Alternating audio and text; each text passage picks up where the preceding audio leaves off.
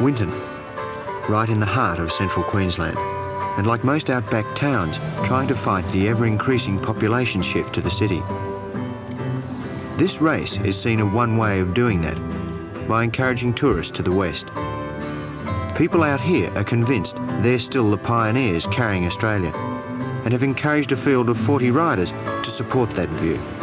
They're camped in the bleakness of the local showground, and the PR and hype is quite severe.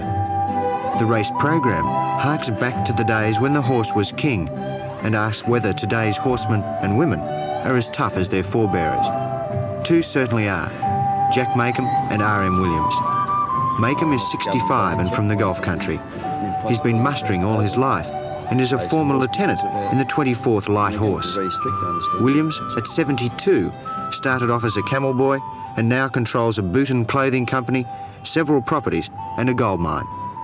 Both say it's going to be the toughest ride they've been in.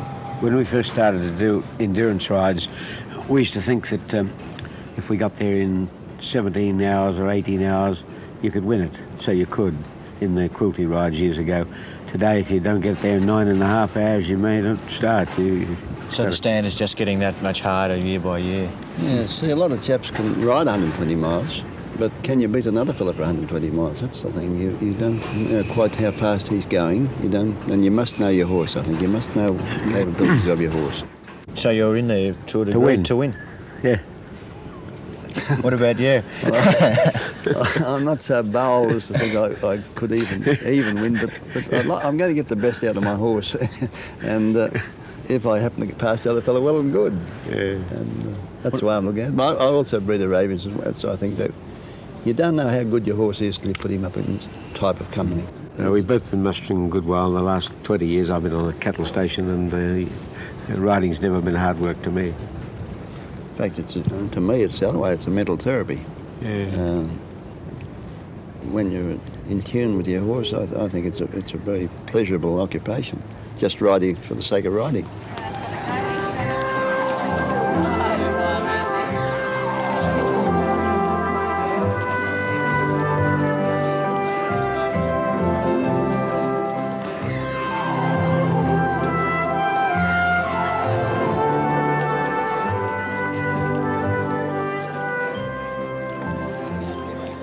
But surprisingly, the old veterans, who also have the backup of being horse breeders, are not really in contention. Endurance riding today is dominated by women, and one of the best is Carmen Batterham. The men ride horses as a chore sort of thing, not for pleasure. I ride for pleasure, and I think most women do ride for pleasure. They seem to do better in them, although down around home it's about even down home. Some men do well, but then they're a particular breed of men. Like the outback man, he looks after his horse to a certain extent, but then if he breaks down, he just gets another one out of the paddock. How many people do you think are actually going to finish? Oh, less than 50%. Well, 40 starters, I'd say there'd be no more than 15 finish.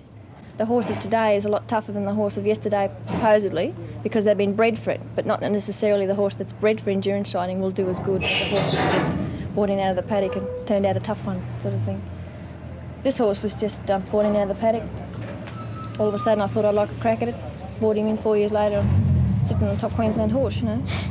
It's just incredible that things like that do happen. Then other people have horses that are bred for it and wouldn't even be able to follow a cattle track through a bush, you know. It's just incredible. Down So home. it's really a professional sport for amateurs?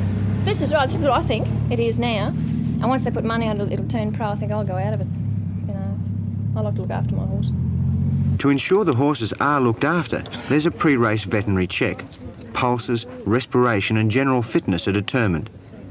And every 45 kilometres over the course, there'll be another check and a 1 hour rest period.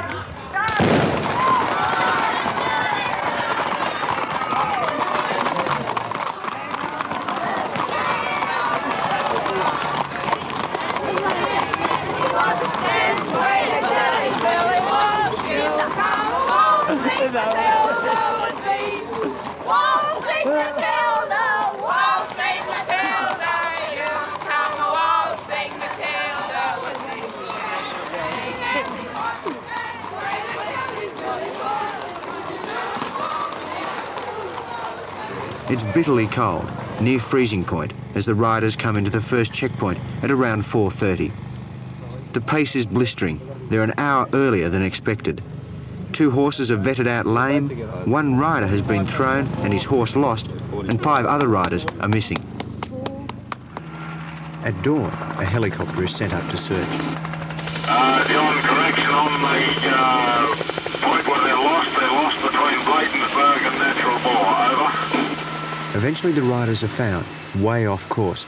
Among them, well-known artist Hugh Saury. An embarrassing situation, seeing he's the president of the Heritage Centre and a pre-race favourite. His group missed a marker and joined the other 11 early dropouts.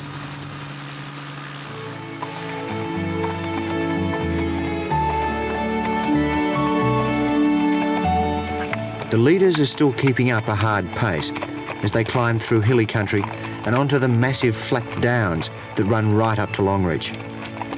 This is the real test, where the riders will have to control their horses and themselves from galloping over the open country.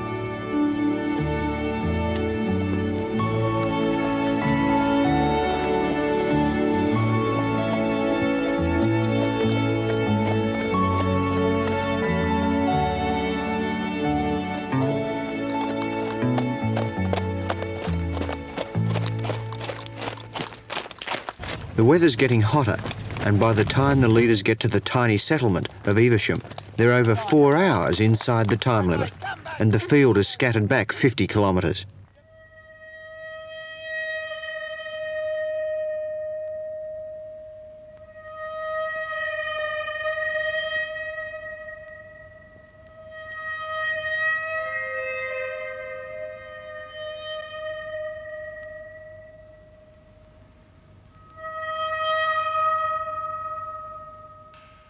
The first day's last stretch between Evesham and Manaroo proves the harshest.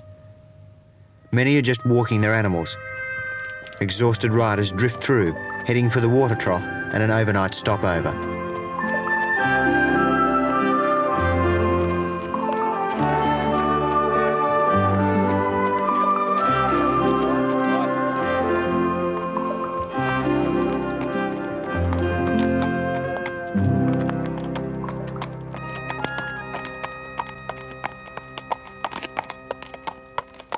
He cut his lip at the last check on the float.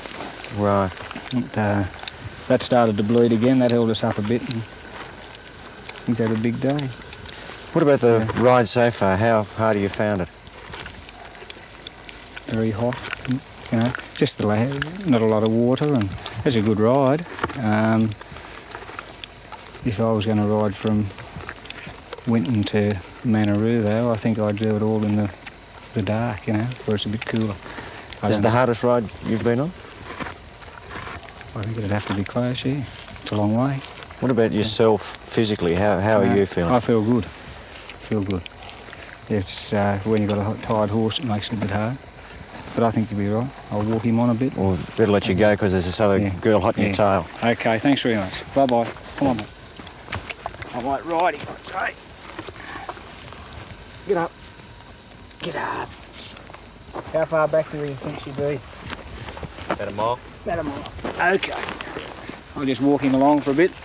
See you later. Come on, mate. Down this road here, is it?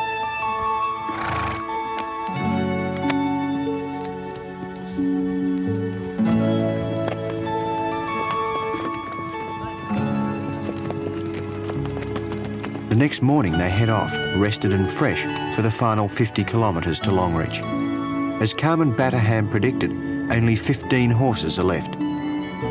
She wins the race in an incredible 15 hours, an hour and a half ahead of her nearest rival, another woman.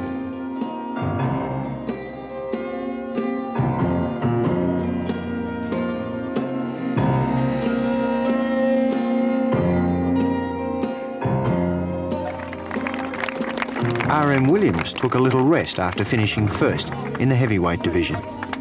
And Jack Makem also finished, along with Jeff Marshall.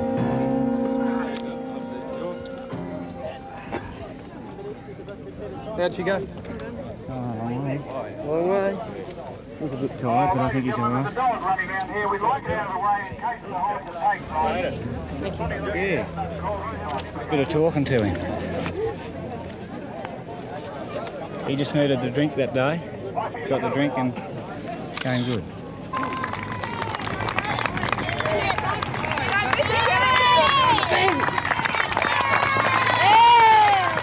The finish was on the proposed site of the Stockman's Hall of Fame and Outback Heritage Centre. It's expected to cost nearly $6 million, and the design competition for that complex closed today. It's described in glowing tones as a place where the outback history of our nation will be presented before the memories fade of our pioneering traditions. The money will be raised from public donations, and despite rumoured backing by people such as Rupert Murdoch, many are sceptical that it will ever happen. This will be a mecca for every descendant and anyone who's interested in the pioneer stock of Australia. So, and judging by the response to this ride here, and judging by the response of people all over Australia, it's being hailed with great enthusiasm by all walks of life. And probably a little bit of laughter from the city folks. No, I don't think they're laughing. I think, if anything, they're weeping to think that a whole lot of bush fellas should establish a multi-million complex out here, and that bush fellas should have thought of that sort of thing.